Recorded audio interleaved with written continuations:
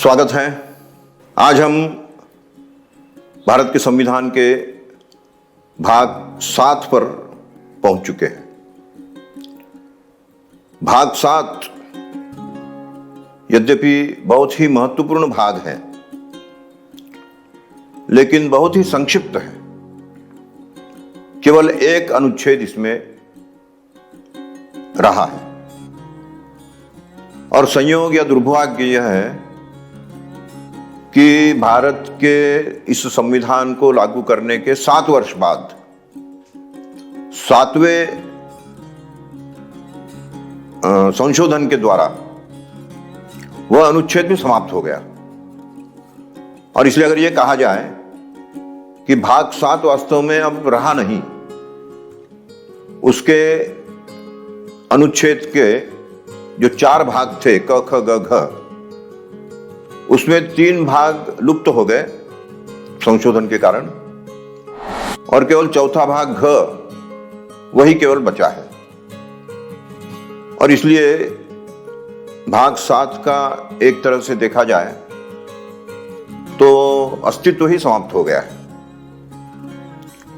और यह ऐसा कौन सा संशोधन था कि जिसके कारण भाग 7 समाप्त हो गया।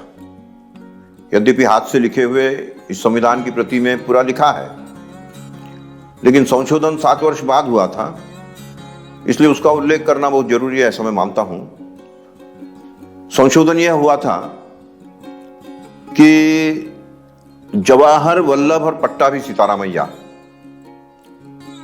इन तीनों की जो एक संयुक्त कमेटी थी, जिसके द्वारा भारत की राज्य व्यवस्था जो है, राज्य रचना जो है, उस राज्य रचना के अनुसार राज्यों की सूची बनी थी।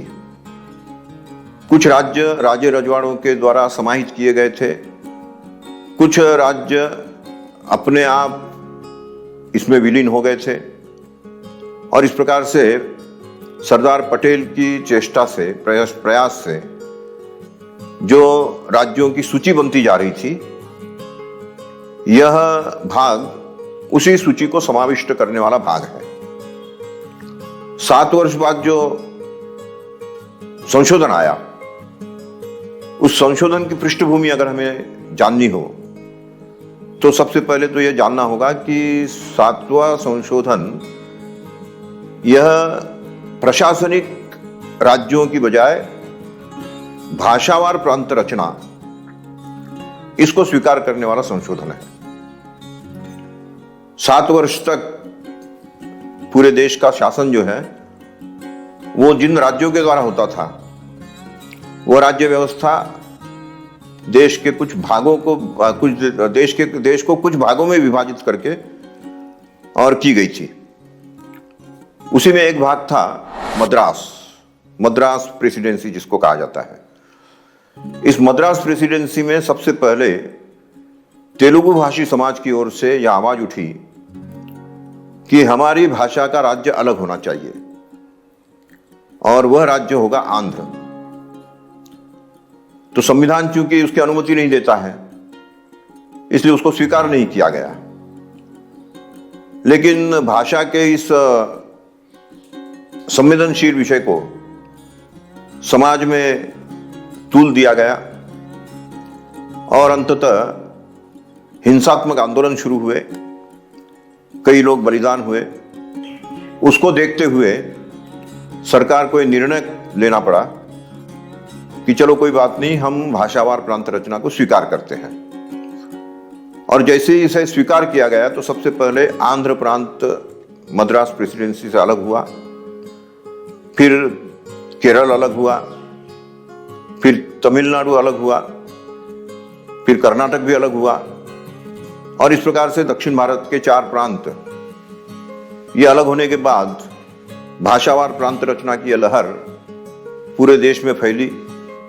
महाराष्ट्र से गुजरात अलग हुआ और इसका असर फिर पूर्वोत्तर भारत में यहां तक पहुंचा कि वहां का जो असम या पूर्वोत्तर राज्य के पूरे एक इकाई को 7 भागों में बांटना पड़ा, और जिसको अभी हम 7 सिस्टर्स कहते हैं। तो इस प्रकार के 7 राज्यों की रचना पूर्वोत्तर भारत में हुई। संपूर्ण भारत की प्रांत रचना बदल गई।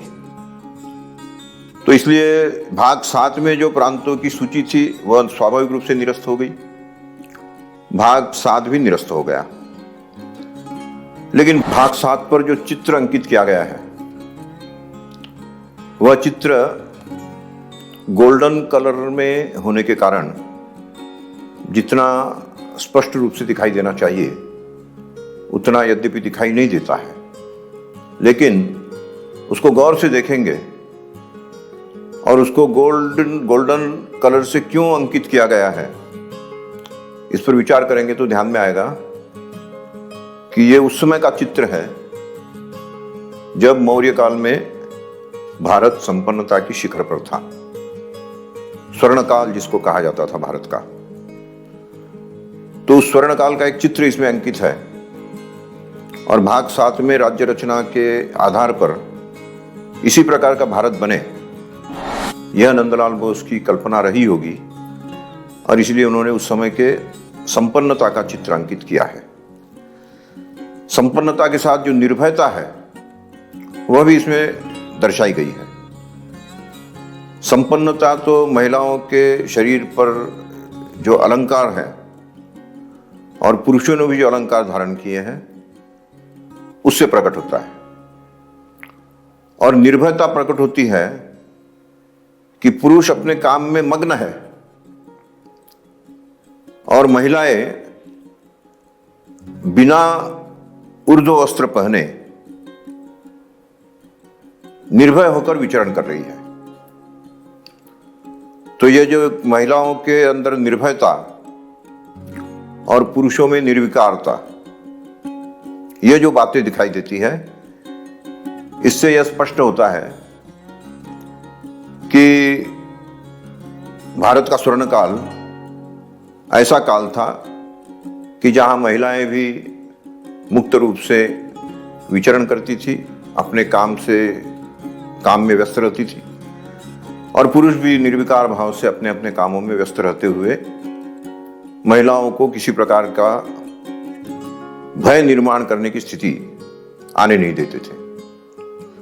तो इस प्रकार का यह जो चित्र है, यह चित्र वास्तव में भाग 7 के निरस्त हो जाने के कारण वैसे संदर्भहीन हो गया, लेकिन मैं समझता हूं कि किसी न किसी भाग के साथ इसको जोड़कर और 22 भागों के इस संविधान को 21 भागों का ही भले ही बना ले, लेकिन केवल एक छोटे से अंश के लिए भाग 7 और उस पर इतना महत्वपूर्ण एक चित्र यह निरर्थक न हो जाए, यह सोचते हुए इस पुस्तक में मैंने ये सुझाव लिखा है कि भाग 7 को किसी और भाग के साथ विलीन करते हुए उस चित्र को उसी भाग के साथ उस भाग का अंग मान लिया जाए, ताकि नंदलाल बोस की ये जो कल्पना थी कि भारत ऐसा भारत बने कि जो सोने की चिड़िया जब कहलाता था उस समय जैसा था।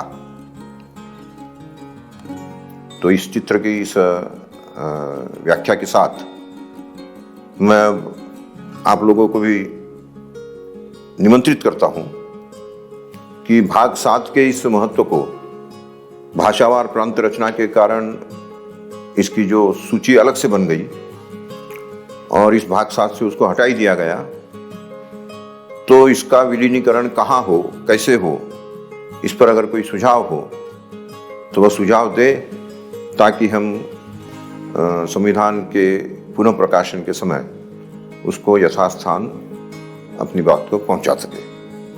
बस इतना ही कहकर आज का विषय मैं यहाँ पूरा करता हूँ और उसके बाद हम भाग 8 पर जाएंगे। भाग 8 की बातें अगले अंक में। और धन्यवाद।